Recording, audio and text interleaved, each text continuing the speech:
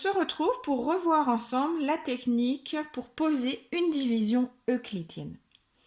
La différence entre une division euclidienne et une division décimale, c'est que la division euclidienne ne concerne que les nombres entiers.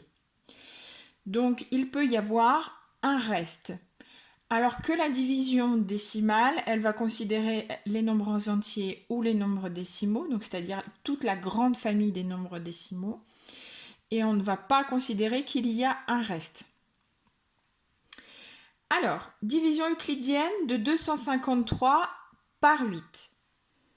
Donc le dividende vient ici, le diviseur ici, jusque-là, c'est bon.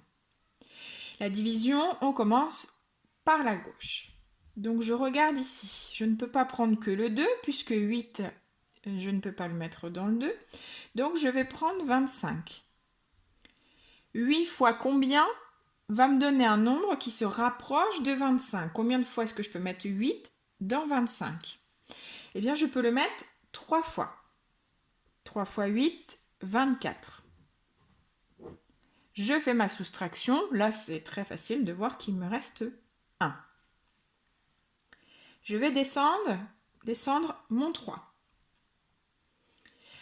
8, combien de fois je peux le mettre dans 13? Je peux le mettre une seule fois. 13 moins 8, il me reste 5. Donc là, c'est une soustraction qui est facile à faire de tête, hein, sinon vous pouvez avec les retenues tout simplement le faire. Est-ce que je peux donc encore mettre 8 dans 5? Là, non. Ce qui signifie que j'ai terminé. Lorsque le diviseur ne peut plus rentrer dans le nombre que j'ai ici, c'est qu'ici, j'ai le reste. Ainsi, j'ai donc 253 qui est égal à 8 fois 31 plus mon reste 5. Pense à ne pas l'oublier. Donc, j'ai ici le dividende qu'on a ici, en fait, qui est tout seul du signe d'égalité.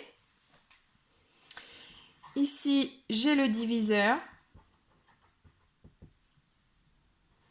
qu'on retrouve dans le produit,